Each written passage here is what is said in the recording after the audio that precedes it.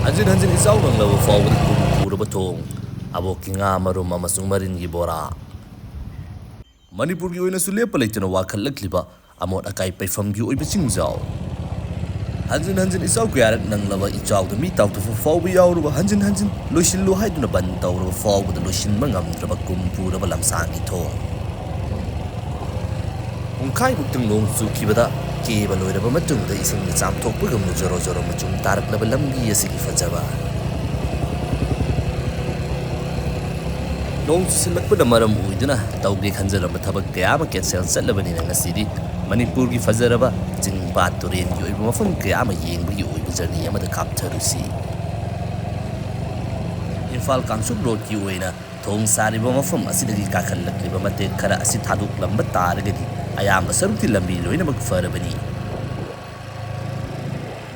Ngaihak nong suram laba matungda nungsa asi amuk khangsa sadorapasina maram oiduna lambi sida chatliba gari sing asida cheliba ufun sing asina gari macha thauriba singi oinadi adukki matik yamna chawa polum amadi oiribani maru oina deba karma tabak thokpa miyoi singi oinadi sheliba fingau adu mafam adu yaudringaida machu ongadoribani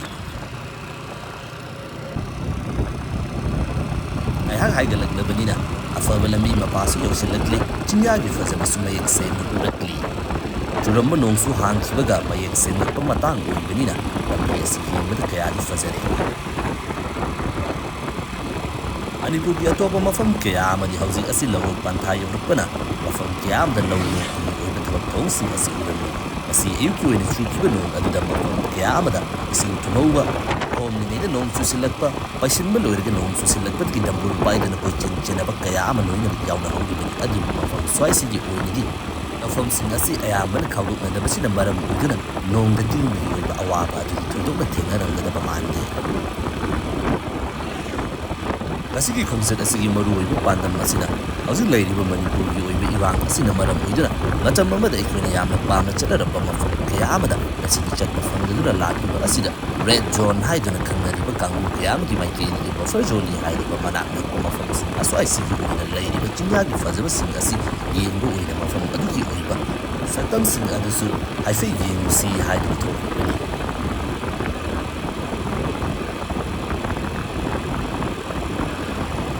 Mamal tangba atangba camera atangba phone makti nattabanina uriba saktam asida ka hena fazaba adudi oiramdaba yai tawbatu adukki matik yama yeng mayik senaba miyoiba gi oiba mut asina yengba matamdadi mafam swaisi gi oina layiriba lambi asigi fazaba asisu aduma nang kuningai oiribani Maru oina jingpa turen fazaraba lambi Mafam kayasang asigi oiba fazaba asi mausagi oiba fazaba da ngauzaba miyusingi maikaidigin hek yengbada kara hena fazaba oina khalli Asum lakpana Imphal mayondagi tapna laktholaktuna hauzik chinggi oiba chinyai oiba mafamsing asida tapna adamak yausilakli Mafam swaisigi oinari nakyata layriba lausing asi khawdoktuna paisinba kharadi yawnaramlai maram aduna mathakta tupi uppaguna damrolna kupsinba kaya amadamak lehori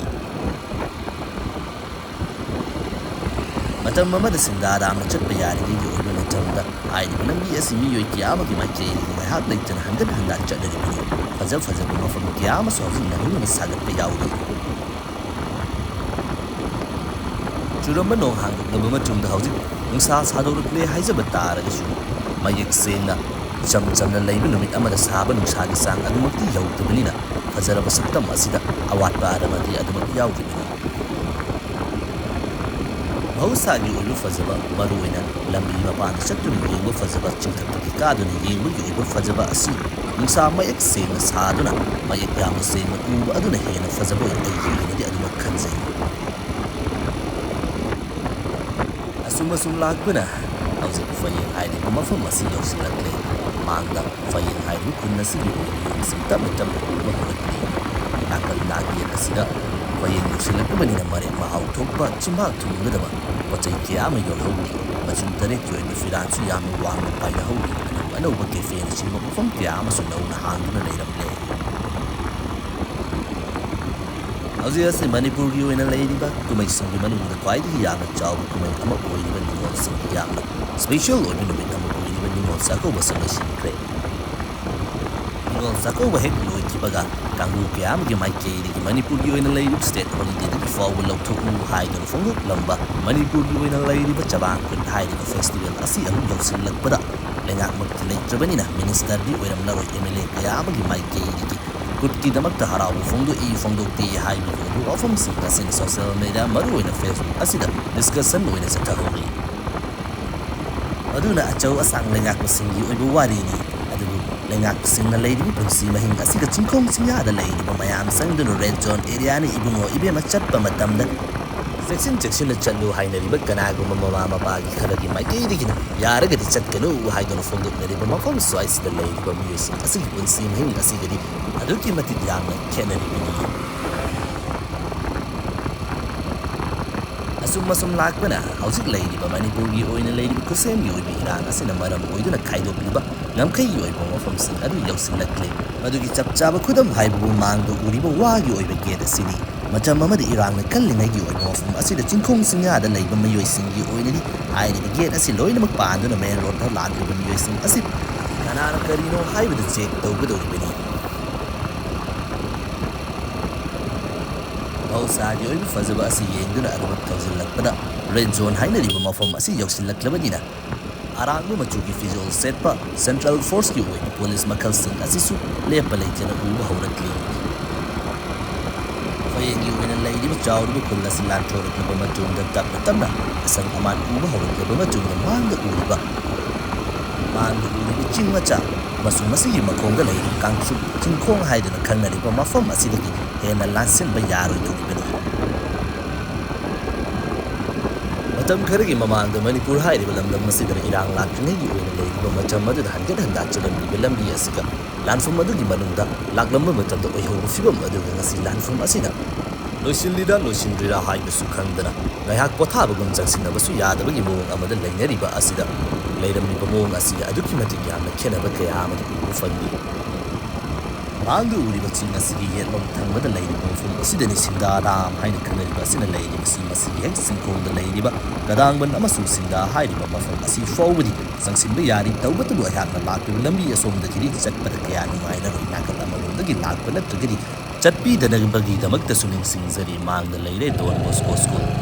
Red and Zone area, Sivising the Sittings in the Unina. From Swiss the Daram Kimba Horaklava, Sini Daram Kimba Horaklava, Kier Pan Horaklava, Yam the Hen and Accidents and Sinu, hide from Madu, the hide.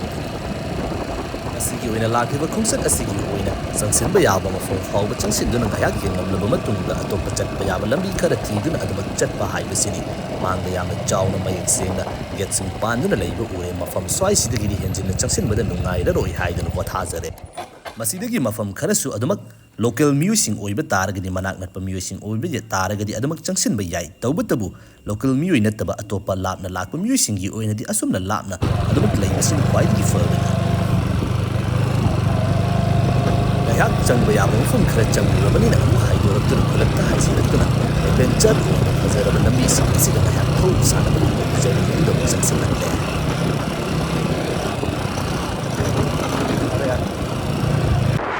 Matamama the food festival Yamna Chow Sinkiba Makal Makaki, Oiba Harakuma Sinkiba, Yamni Chow no ground Aduni. Adiga Luhom Kayumba Matamda, Manipur Rang as in a Lakini Matamda, Maru in a Chaco, we will make a cedar board can ask him my key, Mamana, Mamana, but to the photos of Yamaka and Landerba, Park Aduni Mango, Faying Park. Adu Hositil Home Pantao with the Matam, even a red zone, or even a Ramapon, so I see the mission labor holding, so was Yamaka.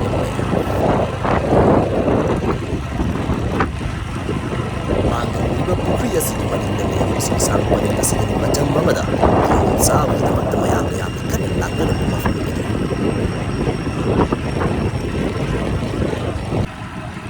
Matamama the Freedom Hills side on Yam, the Mamin Chalam, Yamaki, my Katie, Taxa, Hizana, but Mahosaki, for the beginning of from Odin Mandu, which is Sangasina.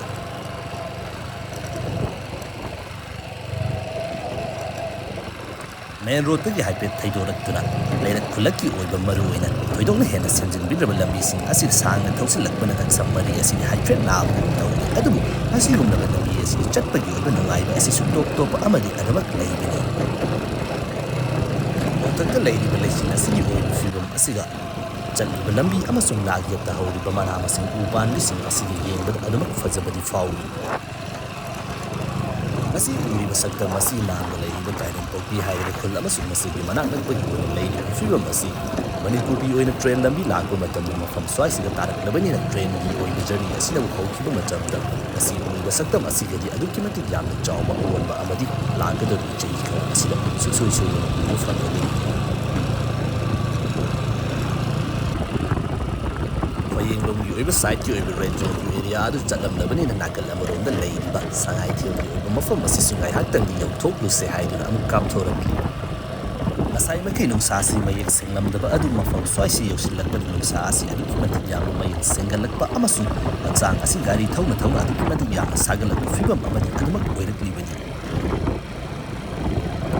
ꯃꯇꯝ ꯑꯃꯗ ꯃꯔꯨꯑꯣꯏꯅ ꯀꯥꯡ ꯀ꯭ꯔꯤꯁꯅ ꯖꯔꯃꯅꯆꯤꯡꯕ ꯃꯇꯝ ꯑꯁꯤꯒꯤ ꯑꯣꯏꯅꯗꯤ ꯃꯥꯡꯗ ꯎꯔꯤꯕ ꯆꯤꯡꯁꯥꯡ ꯄꯔꯦꯡꯁꯤꯡ ꯑꯁꯤꯗ ꯊꯥꯕ ꯀꯤꯍꯣꯝ ꯑꯗꯨ ꯂꯩꯅꯕꯒꯤꯗꯃꯛꯇ ꯃꯐꯝ ꯀꯌా ꯑꯃꯗꯒꯤ ꯃꯅꯤꯄꯨꯔꯒꯤ ꯃꯐꯝ ꯀꯌꯥ ꯑꯃꯗꯒꯤ ꯃꯐꯝ ꯁ꯭ꯋꯥꯏꯁꯤꯗ ꯀꯣꯏꯕ ꯂꯥꯛꯅꯕ ꯑꯗꯨꯒ ꯁꯉꯥꯏꯊꯦꯜ ꯍꯥꯏꯔꯤꯕ ꯃꯐꯝ ꯑꯁꯤꯒꯤ ꯑꯣꯏꯅ ꯂꯩꯔꯤꯕ ꯄꯥꯔꯛ ꯑꯗꯨ ꯌꯦꯡꯕ ꯂꯥꯛꯄꯒꯤꯗꯃꯛꯇ ꯂꯝꯗꯝ ꯑꯁꯤꯒꯤ ꯑꯣꯏꯅ ꯂꯩꯔꯤꯕ ꯇꯨꯔꯤꯁ ꯀꯌꯥ ꯑꯃ ꯃꯐꯝ ꯁ꯭ꯋꯥꯏꯁꯤꯗ ꯍꯟꯒꯠ ꯍꯟꯗꯥ ꯂꯥꯛꯂꯝꯕꯅꯤ ꯑꯗꯨꯕꯨ ꯍꯥꯏꯔꯤꯕ ꯋꯥꯐꯝ ꯑꯁꯤ ꯉꯁꯤꯗꯤ ꯂꯣꯏꯅꯃꯛ ꯑꯣꯟꯈ꯭ꯔꯦ ꯂꯝꯗꯝ ꯑꯁꯤꯒꯤ ꯑꯣꯏꯅ ꯂꯩꯔꯤꯕ ꯏꯔꯥꯡ ꯑꯁꯤꯅ ꯃꯔꯝ ꯑꯣꯏꯗꯨꯅ ꯄꯥꯔꯛꯁꯨ ꯆꯠꯅꯈꯤꯗ꯭ꯔꯦ ꯀꯤꯍꯣꯝ ꯆꯥꯕꯁꯨ ꯂꯥꯛꯅꯈꯤꯗ꯭ꯔꯦ ꯑꯇꯣꯞꯄ ꯃꯐꯝ ꯑꯃꯗꯕꯨ ꯑꯃꯨꯛ ꯍꯣꯡꯅꯈ꯭ꯔꯦ ꯇꯧꯕꯇꯕꯨ ꯃꯐꯝ ꯑꯁꯤꯒꯤ ꯑꯣꯏꯅ ꯂꯩꯔꯤꯕ ꯐꯖꯕ ꯑꯁꯤꯗꯤ ꯉꯁꯤꯁꯨ ꯑꯗꯨꯃꯛ ꯍꯣꯡꯗꯅ ꯂꯩꯍꯧꯔꯤ ꯂꯝꯕꯤꯒꯤ ꯑꯣꯏꯕ ꯐꯤꯕꯝ ꯑꯁꯤꯗꯤ ꯃꯃꯥꯡꯗꯒꯤꯗꯤ ꯍꯟꯗꯛꯅ ꯈꯔꯗꯤ ꯍꯦꯟꯅ ꯇꯝꯊꯤꯔꯝꯂꯦ ꯑꯁꯨꯝ ꯂꯥꯛꯄꯅ ꯃꯐꯝꯁꯤꯒꯤ ꯑꯣꯏꯅꯁꯨ ꯍꯥꯏꯔꯤꯕ ꯈꯨꯜ ꯑꯁꯤꯒꯤ ꯃꯤ ꯇꯥꯕ ꯃꯐꯝ ꯑꯁꯤ ꯂꯣꯏꯁꯤꯜꯂꯛꯇꯨꯅ ꯈꯨꯜ ꯑꯃ ꯌꯧꯁꯤꯜꯂꯛꯀꯗꯧꯔꯦ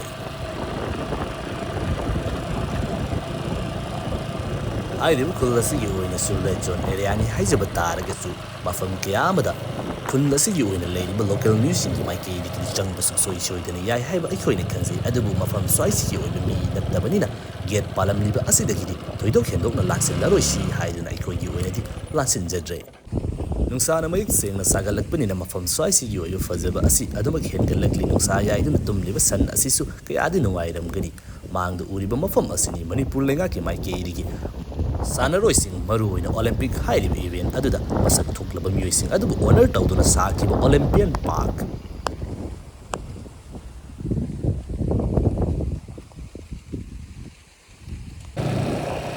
ꯉꯁꯤꯒꯤ ꯑꯣꯏꯅ ꯂꯝꯁꯥꯡ ꯀꯌా ꯑꯃ ꯆꯠꯄ ꯌꯥꯕ ꯆꯠꯂꯕꯅꯤꯅ ꯍꯛꯆꯥꯡ ꯑꯁꯤ ꯑꯔꯥꯝ ꯈꯧꯔꯥꯡꯕ ꯈꯔ ꯄꯣꯛꯂꯛꯄ ꯑꯃꯁꯨꯡ ꯂꯝꯁꯥꯡ ꯆꯠꯄꯒꯤ ꯑꯣꯏꯅ ꯑꯋꯥꯕ ꯑꯁꯤ ꯉꯥꯏꯍꯥꯛ ꯄꯣꯊꯥꯁꯤ ꯍꯥꯏꯗꯨꯅ ꯃꯌꯥꯝꯅ ꯍꯦꯟꯅ ꯁꯛ ꯈꯪꯅꯔꯕ ꯁꯂꯥꯝꯒꯤ ꯑꯕꯣꯛꯀꯤ ꯑꯣꯏꯕ ꯉꯥ ꯃꯔꯨꯝ ꯑꯗꯨ ꯉꯥꯏꯍꯥꯛ ꯆꯥꯔꯨꯁꯤ ꯍꯥꯏꯗꯨꯅ ꯑꯃꯨꯛ ꯀꯥꯞꯁꯤꯜꯂꯛꯂꯤ ꯅꯨꯃꯤꯠ ꯈꯔꯅꯤꯒꯤ ꯃꯃꯥꯡꯗꯁꯨ ꯑꯕꯣꯛꯀꯤ ꯑꯣꯏꯕ ꯉꯥ ꯃꯔꯨꯝ ꯕꯣꯔꯥ ꯑꯗꯨ ꯆꯥꯒꯦ ꯍꯥꯏꯗꯨꯅꯗꯤ ꯂꯥꯛꯆꯔꯝꯕꯅꯤ ꯑꯗꯨꯕꯨ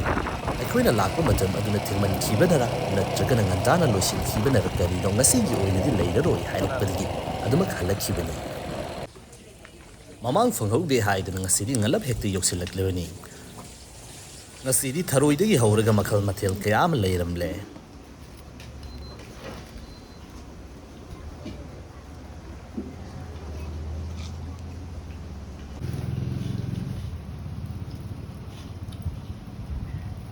ꯉꯥꯏꯍꯥꯛ ꯄꯣꯊꯥꯔꯨꯔꯕ ꯃꯇꯨꯡ ꯑꯃꯨꯛ ꯍꯥꯏꯗꯣꯔꯛꯄꯗ ꯆꯤꯡꯈꯣꯡꯒꯤ ꯑꯣꯏꯕ ꯐꯖꯕ ꯂꯝꯕꯤ ꯊꯤꯔꯛꯄꯗ ꯂꯝꯗꯦꯡꯒꯤ ꯑꯣꯏꯅ ꯂꯩꯔꯤꯕ ꯋꯦꯁ ꯃꯦꯅꯦꯖꯃꯦꯟ ꯌꯥꯝꯅ ꯀꯟꯅ ꯆꯠꯊꯔꯤꯕ ꯃꯐꯝ ꯑꯁꯤ ꯌꯧꯁꯤꯜꯂꯛꯂꯤ ꯃꯥꯡꯗ ꯎꯔꯤꯕ ꯒꯥꯔꯤ ꯄꯔꯦꯡꯁꯤꯡ ꯑꯁꯤ ꯑꯃꯣꯠ ꯑꯀꯥꯏꯁꯤꯡ ꯍꯣꯟꯗꯣꯛꯄ ꯑꯗꯨꯒ ꯍꯥꯏꯔꯤꯕ ꯑꯃꯣꯠ ꯑꯀꯥꯏꯁꯤꯡ ꯑꯗꯨ ꯄꯨꯔꯛꯂꯕ ꯃꯇꯨꯡꯗ ꯍꯥꯏꯔꯤꯕ ꯃꯐꯝ ꯑꯁꯤꯗ ꯑꯃꯨꯛ ꯇ꯭ꯔꯤꯠꯃꯦꯟ ꯇꯧꯗꯨꯅ ꯃꯁꯤꯗ ꯔꯤꯁꯥꯏꯀꯜ ꯇꯧꯕ ꯌꯥꯕꯅ ꯔꯤꯁꯥꯏꯀꯜ ꯇꯧꯕ ꯑꯗꯨꯒ ꯃꯥꯡꯍꯟꯕ ꯌꯥꯕꯅ ꯃꯥꯡꯍꯟꯈꯤꯕꯒꯤ ꯑꯣꯏꯕ ꯊꯕꯛ ꯆꯠꯊꯕꯅꯤ ꯃꯐꯝ ꯁ꯭ꯋꯥꯏꯁꯤꯒꯤ ꯑꯣꯏꯅ ꯈ꯭ꯋꯥꯏꯗꯒꯤ ꯌꯥꯝꯅ ꯆꯥꯎꯕ ꯋꯦꯁ ꯃꯦꯅꯦꯖꯃꯦꯟ ꯄ꯭ꯂꯥꯟ ꯍꯥꯏꯕ ꯇꯥꯔꯦ ꯃꯥꯡꯗ ꯑꯗꯨꯛꯀꯤ ꯃꯇꯤꯛ ꯌꯥꯝꯂꯕ ꯄ꯭ꯂꯥꯁꯇꯤꯛ ꯑꯃꯁꯨꯡ ꯑꯇꯣꯞꯄ ꯑꯃꯣꯠ ꯑꯀꯥꯏꯒꯤ ꯑꯣꯏꯕ ꯄꯣꯠꯂꯝꯁꯤꯡ ꯑꯁꯤ ꯆꯤꯡꯖꯥꯎꯒꯨꯝꯅ ꯄꯩꯕꯒꯤ ꯑꯣꯏꯕ ꯃꯐꯝ ꯑꯃ ꯎꯕ ꯐꯪꯂꯦ